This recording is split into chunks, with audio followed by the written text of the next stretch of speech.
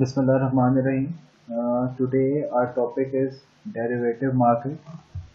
हम इसमें डिस्कस करेंगे what are the derivative instruments and we'll discuss the characteristic of the market और उसके अलावा कुछ टॉपिक्स हैं which are related to risk management उनको भी हम डिस्कस करेंगे in today's lecture. First, we have to define risk. Of course, we have defined risk in previous lecture as well, but specifically segregating the risk between business risk versus financial risk. So we'll describe what is business risk and what is financial risk. Business risk related to underlying nature of business and deal with uncertainty of future sale or cost of input. जो business risk है वो overall business के operations का जो risk है उसको हम business risk बोलते हैं। यानी कि फॉर एग्जांपल जो सेल फोरकास्ट है वो अचीव होंगी या नहीं होगी, जो इनपुट की कॉस्ट है वो एज पर फोरकास्ट होगी या नहीं होगी, मार्केट डायनामिक्स की वजह से मार्केट डिमांड इफेक्ट होगी कि नहीं होगी, ये सारी जो है बिजनेस रिस्क के फैक्टर्स हैं। On the contrary financial risk वो रिस्क है जो कि फाइनेंशियल फैक्टर्स की वजह से है, जो फॉर एग्जांपल एक्सचेंज रेट की वजह से या स्टॉक मार्केट की वजह से। So if we define financial risk deals with uncertainties in interest rate, exchange rates, stock prices and commodity price. यानी कि अगर कोई बिजनेस ऐसा रिस्क फेस कर रहा है या इवन इंडिविजुअल ऐसा रिस्क फेस कर रहा है जो इस वजह से है क्योंकि इंटरेस्ट रेट एडवर्सली मूव करेंगे या एक्सचेंज रेट फॉरेन करेंसी का जो रेट है वो नेगेटिवली मूव करेगा। जैसे फॉर एग्जांपल अगर कंपनी ने कोई पेमेंट करनी है और एक्सचेंज रेट ज़्यादा हो जाए, यानी कि डॉलर की प्राइस ज़्यादा हो जाए, तो उसको हायर अमाउंट पे करनी पड़ेगी। तो it is a sort of financial risk. इसी तरह स्टॉक मार्केट में अगर इन्वेस्ट किया हुआ है और स्टॉक प्राइसेस फ्लक्चुएट कर जाती हैं, उसका जो रिस्क है that is also financial risk. और कमोडिटी, अगर कोई कमोडिटी की प्राइस में चेंज आ रही है तो उसकी वजह से जो रिस्क है that is also financial risk. अगर किसी ने गोल्ड में इन्वेस्टमेंट की हुई है और गोल्ड प्राइस चेंज हो जाती है और उसकी वजह से कोई लॉस के चांसेस हैं तो दैट इज फाइनेंशियल रिस्क। अच्छा, रिस्क तो हमने पहले भी डिफाइन किया था और हमने इसको रीडिफाइन कर लिया in terms of business risk और फाइनेंशियल रिस्क। आज का जो बेसिकली फोकस है वो डेरिवेटिव्स पे होगा। पहले इसकी एक डेफिनेशन पढ़ लेते हैं। A derivative is a financial instrument whose return is derived from the return on another instrument. Derivative Derivatives provide a mean for managing business as well as financial risk. By using derivative, one party can transfer for a price like insurance premium may any undesired risk to other parties. देखिए, पहली चीज तो पहली line में ही define हो गया कि derivative एक फाइनेंशियल इंस्ट्रूमेंट है। और कैसा इंस्ट्रूमेंट है? जो जिसकी वैल्यू या जिसका रिटर्न डिटरमिन होगा because of the value of another asset. For example एक इंस्ट्रूमेंट है, मतलब अगर मैं आपसे ये कमिट करूं कि आप 2 महीने बाद मुझसे डॉलर खरीद लीगा एट रुपीज 100 रुपीज पर डॉलर, तो इसका मतलब ये है कि आपका प्रॉफिट या लॉस इस चीज पे डिपेंड करेगा कि 1 महीने बाद या 2 महीने बाद जो हमने कमिटमेंट है वो डॉलर की मार्केट प्राइस क्या है। अगर डॉलर की मार्केट प्राइस 100 से ज्यादा है तो फिर आप प्रॉफिट में, और अगर डॉलर की मार्केट प्राइस 100 से कम है तो इट मींस आपका लॉस है। तो यानी कि ऐसा इंस्ट्रूमेंट जिसकी वैल्यू किसी अंडरलाइंग इंस्ट्रूमेंट या फाइनेंशियल एसेट पे बेस करेगी उसको हम डेरिवेटिव बोलेंगे। इसी तरह अज्यूम करते हैं कि गोल्ड की प्राइस, मैं आपसे एक डील करता हूं कि आप मुझसे 10 तोलास गोल्ड खरीद सकते हैं एट द रेट ऑफ 100,000 पर तोला आफ्टर अ मंथ। अच्छा, अब अगर 1 मंथ के बाद गोल्ड की मार्केट प्राइस 100,000 से ज्यादा है पर तोला, तो इसका मतलब यह है कि आप प्रॉफिट में, आपका रिटर्न है। और अगर मार्केट प्राइस 100,000 से कम है तो आप लॉस में हैं। अगर आपका फॉरवर्ड, अब उस पर भी देखते हैं कि वो लॉस में किस तरह है या इस लॉस से भी बचा जा सकता है, क्योंकि डेरिवेटिव की भी टाइप है। तो डेरिवेटिव इंस्ट्रूमेंट एक ऐसा इंस्ट्रूमेंट है जिसकी वैल्यू किसी भी अंडरलाइंग एसेट्स पे डिपेंड कर रही होगी, और वो एसेट कोई भी हो सकता है, वो गोल्ड भी हो सकता है, वो स्टॉक इंडेक्स भी हो सकता है, वो फॉरेन करेंसी भी हो सकती है, वो कोई स्टॉक प्राइस भी हो सकती है। तो it can be any financial asset और रियल एसेट एज वेल। दूसरा, ये जो अब आपका सवाल दूसरा ही होगा, डेरिवेटिव यूज क्यों होता है। डेरिवेटिव नॉर्मली कंपनी के रिस्क को मैनेज करने के लिए यूज होता है। फॉर एग्जाम्पल, मैंने एक महीने बाद पेमेंट करनी है $100 की, तो मैं एक ऐसे एग्रीमेंट में चला जाता हूं जिसके अंडर मैं $100 एक महीने बाद परचेज करूंगा एट ₹100। अब फ्यूचर में अगर $102 का भी हो गया ना, तो मैं लॉस नहीं फेस करूंगा। क्यों? क्योंकि मैं तो मार्केट से बाय करूं। ऑन द कंट्रेरी, अगर 98 का हो गया, स्टिल मेरा लॉस नहीं है, क्योंकि मैंने अल्टीमेटली उस डॉलर की पेमेंट ही करनी है और मैंने सिर्फ और सिर्फ अपना रिस्क मिटिगेट किया है। तो डेरिवेटिव कॉन्ट्रैक्ट्स बिजनेस यूज करते हैं to transfer its risk to another party. Pakistan के अंदर डेरिवेटिव इंस्ट्रूमेंट कॉमन नहीं है, लेकिन एक एनालिसिस के तहत size of the over the counter over the counter derivative market at the end of 2015 was 700 trillion notional principal all over the world. GDP is only 17.91 trillion America. अगर एक 2015 का estimate है कि ओवर द मतलब ये derivative market का जो size है, जो दुनिया में डेरिवेटिव मार्केट है, इसका साइज $700 ट्रिलियन का है, जबकि अमेरिका की पूरी जो जीडीपी है उसका साइज 17.91 ट्रिलियन डॉलर का है। तो इतनी बड़ी बड़ी डेरिवेटिव मार्केट है, चाहे वो पाकिस्तान के अंदर एग्जिस्ट करती हो या उसका यूजेज उस तरह हो या ना हो, लेकिन डेरिवेटिव मार्केट एक कॉमन मार्केट है जो all over the world use की जाती है, mostly for the risk management. It can also be use for speculative purpose. अच्छा, रियल और फिक्स एसेट में क्या फर्क होता है? Real assets are physical assets including agri commodities, metals and source of energy. Real asset वो asset हैं जो कि रियली एग्जिस्ट करते हैं, जैसे गोल्ड, सिल्वर, कोई एग्रीकल्चर प्रोडक्ट है, वीट, कॉटन, या कोई सोर्स ऑफ एनर्जी है। ये सारी रियल है, जो फिजिकली भी अवेलेबल है और फिजिकली उनका यूज भी हो सकता है। फाइनेंशियल एसेट इटसेल्फ वो एसेट है जो है तो एसेट जिससे आपको फ्यूचर में पैसे इन रिटर्न मिलने के चांसेस हैं, लेकिन वो एक कमिटमेंट ऑफ फंड है। जैसे अगर स्टॉक देखा जाए, जिसको हम शेयर बोलते हैं, तो शेयर भी एक कमिटमेंट ऑफ ऑनरशिप है। फिजिकली उसे देखा जाए तो physically it's a piece of paper, just because it is the physical commitment और the ownership of a company that is written on a paper, तो इसीलिए उसकी वैल्यू है। तो ऐसा एसेट जो कि फिजिकली वैल्यू नहीं रखता, लेकिन उसके ऊपर जो कमिटमेंट हुई हुई है उसकी वजह से उसकी वैल्यू है, ऐसे एसेट को हम फाइनेंशियल एसेट बोलते हैं। और वो एसेट जो फिजिकली भी अवेलेबल है और फिजिकली भी यूज हो सकता है, उसको हम रियल एसेट बोलते हैं। अच्छा, आपकी ये बात एक और मैं इधर बात कर लूं कि जो डेरिवेटिव इंस्ट्रूमेंट है उसकी वैल्यू बेस करेगी किसी भी अंडरलाइंग एसेट पे। तो वो जो अंडरलाइंग एसेट है वो रियल एसेट भी हो सकता है और वो फाइनेंशियल एसेट भी हो सकता है। अगर वो डेरिवेटिव की वैल्यू गोल्ड पे भी बेस कर सकती है किसी डेरिवेटिव इंस्ट्रूमेंट की, और किसी डेरिवेटिव इंस्ट्रूमेंट की वैल्यू किसी शेयर प्राइस पे भी डिपेंड कर सकती है।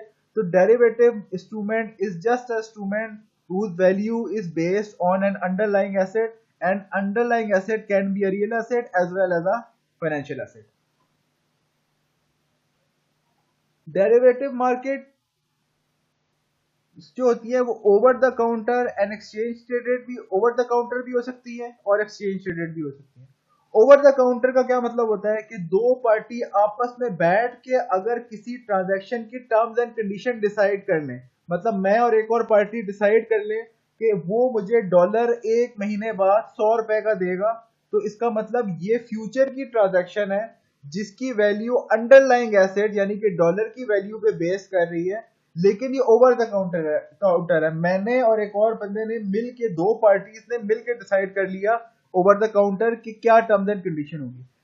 इसी तरह डेरिवेटिव मार्केट एक्सचेंज ट्रेडेड भी हो सकती है। एक्सचेंज ट्रेडेड किस तरह होती है, जिस तरह आपकी स्टॉक एक्सचेंज है कि एक्सचेंज के अंदर pre defined derivative instrument available है जिनकी 3 महीने, 60 डेज, 90 डेज, 30 डेज की वैल्यू आ रही है, और आप ओवर जो अवेलेबल है इंस्ट्रूमेंट्स उनमें से कोई बाय कर सकते हैं।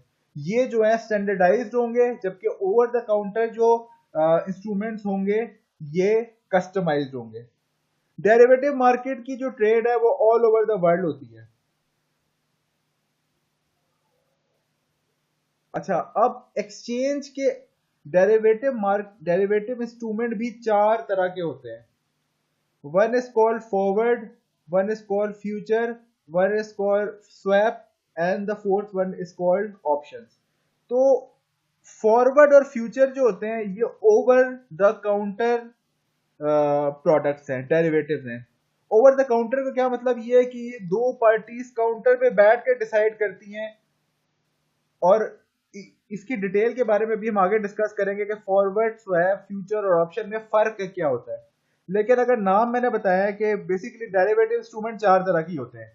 One is forward, one is futures, one is swap, and the fourth one is options. तो ये चार डेरिवेटिव प्रोडक्ट्स हैं। इसके अंदर दो एक्सचेंज ट्रेडेड है और दो ओवर द काउंटर है। Forward and swaps are over the counter, यानी कि पार्टीज आपस में बैठ के डिसाइड करती हैं, तो इसको फॉरवर्ड या स्वैप में। और एक्सचेंज ट्रेडेड का मतलब ये एक्सचेंज पे जो लिस्टेड है, जो एक्सचेंज में उसकी डेली प्राइस आ रही होती है, उसकी सेटलमेंट एक्सचेंज के थ्रू होती है, वो फ्यूचर्स और ऑप्शंस हैं। ये कॉन्ट्रैक्ट्स होते क्या हैं ये भी हम आगे इसके बाद बात करते हैं। अच्छा, ये ऑप्शन कॉन्ट्रैक्ट हम लास्ट में डिफाइन करेंगे। सबसे पहले हम जाते हैं फॉरवर्ड कॉन्ट्रैक्ट पे। पहला जो डेरिवेटिव कॉन्ट्रैक्ट का जो पहली टाइप है वो है forward contract. A contract between two parties for one a contract between two parties for one party to buy something from the other party at a later date at a price agreed upon today। मतलब क्या हुआ, forward contract ऐसा contract है जिसमें जो दो parties के दरमियान कॉन्ट्रैक्ट है। इस कॉन्ट्रैक्ट के अंदर एक पार्टी दूसरी पार्टी से एक एसेट को बाय करने की कमिटमेंट कर रही है फ्यूचर डेट पे, और उसकी प्राइस आज डिफाइन हो रही है। हालांकि फ्यूचर की प्राइस अनसर्टेन है, लेकिन इस कॉन्ट्रैक्ट में हम डिफाइन कर लेंगे। जैसे मैंने अभी आपको पहले एग्जांपल दी कि मैं आपसे ये डील कर लेता हूं, मैं एक पार्टी के साथ डील कर लेता हूं कि मैं उससे $100 खरीदूंगा at the rate 100 rupees after 1 month. अब डॉलर की प्राइस एक महीने बाद 100 से ज्यादा है या 100 से कम है, ये एक महीने बाद पोजीशन डिफाइन करेगी, लेकिन कमिटमेंट हो गई है। अब अगर 100 से ज्यादा प्राइस होगी तो मुझे फायदा है, क्योंकि मैं कितने का खरीद रहा हूँ, 100 रुपीज का, और मार्केट में प्राइस अगर 102 है तो मुझे फायदा होगा। अगर 100 से कम प्राइस है तो उसको, उस पार्टी को फायदा हो जाएगा। लेकिन ये कॉन्ट्रैक्ट आज डिफाइन होगा लेकिन एग्जीक्यूट फ्यूचर में होगा। अच्छा, अब क्वेश्चन ये आता है कि ये कॉन्ट्रैक्ट पार्टीज करती क्यों है। जैसे मैंने कहा, रिस्क मिटिगेट करने के लिए किया जाता है। मैंने हो सकता है कि किसी को पेमेंट करनी हो फ्यूचर में, तो मैं आज इस कॉन्ट्रैक्ट में जाऊं, और इसी तरह जो काउंटर पार्टी है उसने फ्यूचर में किसी से पेमेंट डॉलर्स में रिसीव करनी हो, वो अपना उस रिस्क को मिटिगेट कर रही हो party.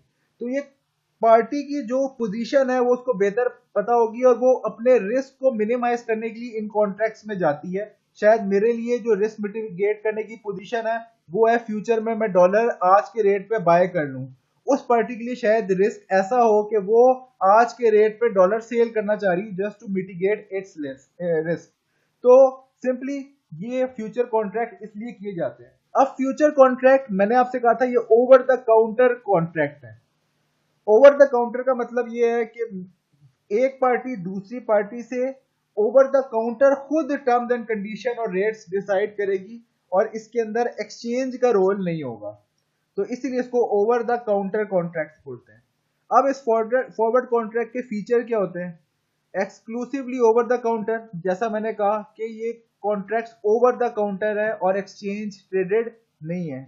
Obligation not a right, मतलब अगर कॉन्ट्रैक्ट हो गया है तो इट इज एन ऑब्लिगेशन, मेरे पे ऑब्लिगेशन है कि 1 महीने बाद मैं डॉलर परचेज करूंगा, और काउंटर पार्टी पे ऑब्लिगेशन है कि वो 1 महीने बाद डॉलर सेल करेगी। तो ये राइट नहीं है, बल्कि दोनों पार्टी के लिए ऑब्लिगेशन क्रिएट हो रही है। The contract is set to be customize, जैसे मैंने आपसे कहा ओवर द काउंटर है तो कस्टमाइज होगा, कितने दिन बाद की ट्रांजैक्शन होगी, किस रेट पे होगी, ये पार्टीज आपस में बैठ के डिसाइड करेंगी। So it is a customize contract. No physical facilities for trading, customized है तो कोई एक्सचेंज की फैसिलिटी नहीं है, बल्कि ओवर द काउंटर डिसाइड हुआ हुआ है। No formal corporate body organized as market, direct communication among financial institution, facilitate understanding future contract. ठीक है, आप जब फॉरवर्ड कॉन्ट्रैक्ट समझ जाएंगे ना, तो फिर यही आपका जो कंसेप्ट है ये आपको फैसिलिटेट करेगा फ्यूचर कॉन्ट्रैक्ट को समझने के लिए, जो कि second type of derivative contract है। तो first type of derivative contract जो अभी हमने डिस्कस की, that was forward contract. Second type of derivative contract is futures contract. Future contract और फॉरवर्ड कॉन्ट्रैक्ट में कोई खास फर्क नहीं है, सिर्फ एक फर्क है कि ये एक्सचेंज ट्रेडेड होता है और ये स्टैंडर्डाइज कॉन्ट्रैक्ट होते हैं, कि आपका जो कॉन्ट्रैक्ट की ड्यूरेशन है और जो उसकी करेक्टरिस्टिक्स हैं वो सारी प्री डिफाइंड होगी, और आप एक्सचेंज पे कॉन्ट्रैक्ट बाय कर सकते हैं। A contract between two parties for one party to buy something from the other party at a later date at a agreed price upon today, subject to daily settlement of gain and losses and guaranteed against the risk that either party might default। देखिए, अगर आप इसका पहला part देखें ना इस definition का यहां तक, तो आपको नजर आएगा कि ये और फ्यूचर फॉरवर्ड कॉन्ट्रैक्ट और फ्यूचर कॉन्ट्रैक्ट एक ही कॉन्ट्रैक्ट है, लेकिन इसमें फर्क क्या है? एक तो ये एक्सचेंज ट्रेडेड है, एक्सचेंज ट्रेडेड जितनी भी चीज होती है ना उनकी डेली की प्राइस आ रही होती है। डेली की प्राइस का क्या मतलब है? अगर मैंने एक्सचेंज में ये भी कॉन्ट्रैक्ट किया हुआ है ना कि 1 महीने बाद डॉलर 100 रुपए का परचेज करूंगा, तो आज अगर डॉलर 105 का हो गया है तो उस कॉन्ट्रैक्ट की भी प्राइस कोई चल रही होगी कि $2 का वो कॉन्ट्रैक्ट बिक रहा है, क्योंकि आज की जो कंडीशन है फेवरेबल नजर आ रही है, तो उस कॉन्ट्रैक्ट की भी डेली प्राइस एक्सचेंज में रिफ्लेक्ट हो रही होगी। ये नहीं है कि 1 महीने बाद ही वो सेटल होगा, उसको दरमियान में भी उसको सेटल किया जा सकता है। जबकि जो फॉरवर्ड कॉन्ट्रैक्ट होगा ना, मतलब दरमियान में सेटलमेंट का मतलब ये है कि आप किसी को वही कॉन्ट्रैक्ट फर्दर बेच दें, उसका कोई रेट चल रहा होगा। जो फॉरवर्ड कॉन्ट्रैक्ट था, क्योंकि वो ओवर द काउंटर था, तो उसको बेचना पॉसिबल नहीं है, वो सिर्फ सेटल ही होगा, और कब सेटल होगा? सेटलमेंट डेट पे। और दूसरा फर्क इशू ये है कि जो फॉरवर्ड कॉन्ट्रैक्ट है, क्योंकि वो बिटवीन द पार्टीज है, उसके अंदर डिफॉल्ट होने के भी चांसेस हैं कि डेफिनेटली अगर एक पार्टी अनफेवरेबल पोजीशन पे है तो हो सकता है वो डिफॉल्ट भी कर जाए। ऑफ कोर्स ऐसी जगहों पे लीगल एक्शन हो सकता है, लेकिन डिफॉल्ट करने के चांसेस हैं। जो चीज एक्सचेंज से बाय की जाती है उसमें डिफॉल्ट होने के चांसेस नहीं है, क्योंकि एक्सचेंज गारंटीड होती है।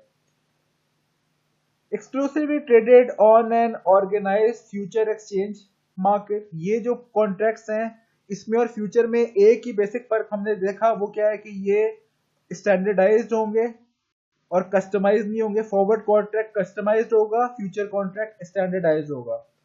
Forward contract over the counter होगा और फ्यूचर कॉन्ट्रैक्ट एक्सचेंज ट्रेडेड होगा। फॉरवर्ड कॉन्ट्रैक्ट सिर्फ और सिर्फ सेटलमेंट डेट पे सेटल हो सकता है, जबकि फ्यूचर कॉन्ट्रैक्ट डेली सेटल हो सकता है।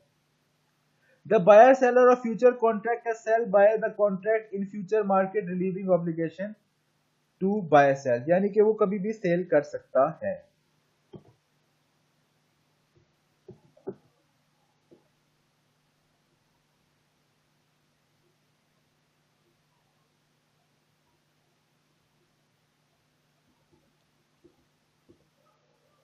तीसरा जो पार्ट है, चौथा स्वैप है, वो भी हम डिस्कस नहीं करेंगे, हम थर्ड डिस्कस करेंगे, दैट इज ऑप्शन। अब दो तरह के हमने कॉन्ट्रैक्ट देख लिए, बेसिकली दोनों एक ही तरह के कॉन्ट्रैक्ट थे, लेकिन फर्क ये था कि एक एक्सचेंज ट्रेडेड था, एक कस्टमाइज था और ओवर द काउंटर था। ऑप्शन के नाम से पता चल रहा है, आपने फॉरवर्ड में ये पढ़ा था कि इट इज एन ऑब्लिगेशन, दोनों पार्टी के लिए ये ऑब्लिगेशन है। ऑप्शन के नाम से पता लग रहा है कि इसके अंदर ऑप्शन अवेलेबल होगा, कंफर्म ऑब्लिगेशन नहीं होगी। A contract between two parties that gives one party, the buyer, the right to buy or sell something from or to the other party, the seller at the later date at an agreed upon price। वहां पे क्या था, obligation थी। यहाँ पे क्या है कि ऑप्शन है, राइट टू बाय है। उधर हमने डेफिनेशन में पढ़ा था पार्टी, हमने उसमें पढ़ा था कि it is a contract to buy और सेल अ कॉन्ट्रैक्ट। तो यहाँ पे ऑप्शन के अंदर राइट टू बाय है और ऑप्शन है, मतलब क्या हुआ कि एक पार्टी दूसरी पार्टी के साथ ये एग्रीमेंट कर रही है कि एक, फॉर एग्जांपल मैं एक पार्टी के साथ ये एग्रीमेंट कर रहा हूं और उसके केस में पे कर रहा हूं, इसके अंदर इसी वजह से क्योंकि राइट है तो पेमेंट भी होगी। मैंने एक पार्टी से ये डील की कि वो मुझे $100 एक महीने बाद 100 रुपीज पर डॉलर के, 100 रुपीज पर डॉलर के हिसाब से सेल करेगी और ये मेरा ऑप्शन है। अगर मार्केट कंडीशन ऐसी हुई, मेरी मर्जी है कि एक महीने बाद मैं उससे 100 रुपए का $100, 100 रुपए के हिसाब से $100 खरीदूं या ना खरीदूं। इस केस में मेरे पास राइट है, मेरी ऑब्लिगेशन नहीं है। तो जब ये राइट इस्टेब्लिश होगा तो उस, वो जाहिर बात है फ्री में तो नहीं होगा। इस केस में मैं उसको एक पेमेंट कर रहा हूँ कॉन्ट्रैक्ट के लिए, हो सकता है उस वो 4 रुपीज पर डॉलर की पेमेंट हो और मेरे पास उससे राइट इस्टेब्लिश हो, उस पेमेंट को हम प्रीमियम बोलते हैं। यानी कि इस केस में अगर कंडीशंस फेवरेबल हुई, मतलब मैंने क्या डील की हुई है कि $100 में परचेज करूंगा 100 रुपीज के हिसाब से, अगर उस दिन डॉलर 98 रुपीज का हुआ तो फिर डेफिनेटली मेरे लिए तो अनफेवरेबल पोजीशन है, तो मैं अपना कॉन्ट्रैक्ट एक्सरसाइज नहीं करूंगा। क्यों? क्योंकि मैं तो मार्केट से 98 का खरीद सकता हूं, तो उस बंदे से मुझे 100 की खरीदने की क्या जरूरत है। अगर डॉलर 104 का है मार्केट में तो मैं उससे वो डॉलर खरीद लूंगा। क्यों? क्योंकि मेरे पास राइट है। फॉरवर्ड कॉन्ट्रैक्ट में कॉन्ट्रैक्ट को एक्सरसाइज करना लाजमी है, राइट नहीं है बल्कि ऑब्लिगेशन है। ऑप्शन के अंदर बायर के पास ये ऑप्शन होता है वो कॉन्ट्रैक्ट को एक्सरसाइज करे या ना करे, लेकिन इसी वजह से इस केस में उसे कॉन्ट्रैक्ट की प्राइस पे करनी पड़ती है जिसको प्रीमियम बोलते हैं।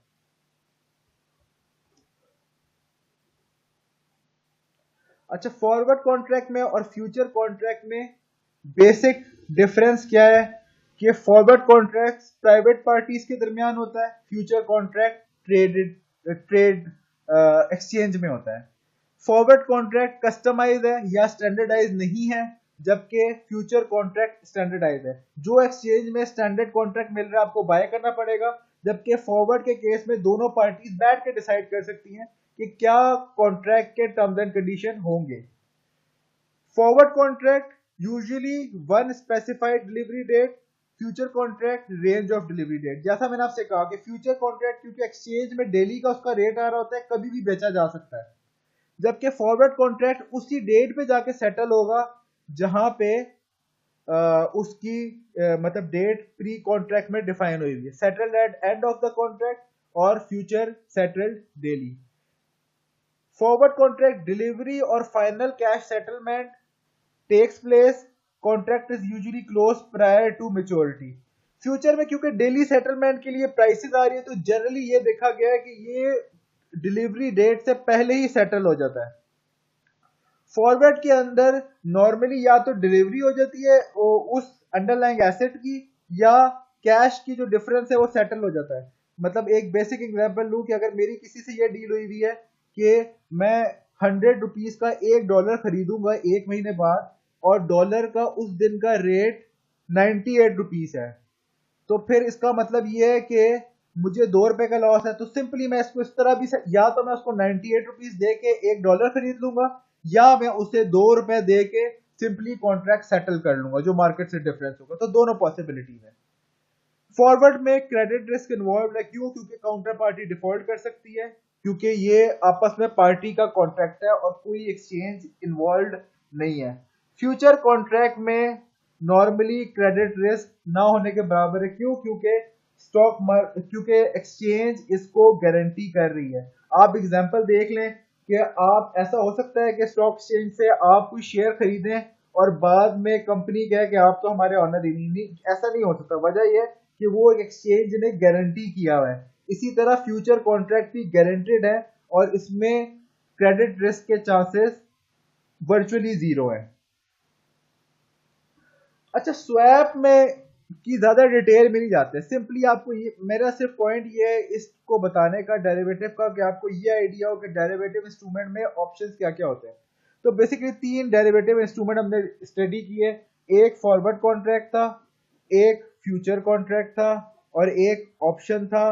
फॉरवर्ड के अंदर फ्यूचर डेट पे सेटलमेंट ही होगी, फ्यूचर के कॉन्ट्रैक्ट में भी सेटलमेंट होगी लेकिन ये किसी भी पॉइंट पे सेटल हो सकता है। और ऑप्शन कॉन्ट्रैक्ट के अंदर right to buy an underlying asset है, it's not an obligation to buy an underlying asset, यानी कि ऑप्शन है कि खरीदे या ना खरीदे। स्वैप के अंदर इन्हीं कॉन्ट्रैक्ट की अगर सीरीज का कॉन्ट्रैक्ट हो जाए, यानी कि मेरा ये किसी से कॉन्ट्रैक्ट हो जाए कि एक महीने बाद मैं उससे 100 डॉलर खरीदूंगा एट द रेट 100 रुपीज, और उससे एक महीने बाद यानी आज से 2 महीने बाद मैं उसको 100 डॉलर बेचूंगा एट द रेट 102 रुपीज। तो अगर दो कॉन्ट्रैक्ट फॉरवर्ड क्लब हो जाए तो इसको स्वैप बोलते हैं, यानी कि दो से ज्यादा कॉन्ट्रैक्ट, इसमें सीरीज ऑफ कॉन्ट्रैक्ट्स होते हैं। एक ही कॉन्ट्रैक्ट में अगर सीरीज ऑफ कॉन्ट्रैक्ट्स हो जाए तो उसको हम स्वैप्स बोलते हैं। इससे ज्यादा डिटेल में हम स्वैप की इस वक्त नहीं जाते। अच्छा, डेरिवेटिव से रिलेटेड जो बातें थी वो यहीं तक थी। इससे आगे हम डिस्कस करेंगे, इससे आगे हम रिस्क मैनेजमेंट की ही चीजें डिस्कस करेंगे, लेकिन अब हम डेरिवेटिव से बाहर चले जाएंगे और हम उसके अलावा जितने चीजें हैं उसको डिस्कस करेंगे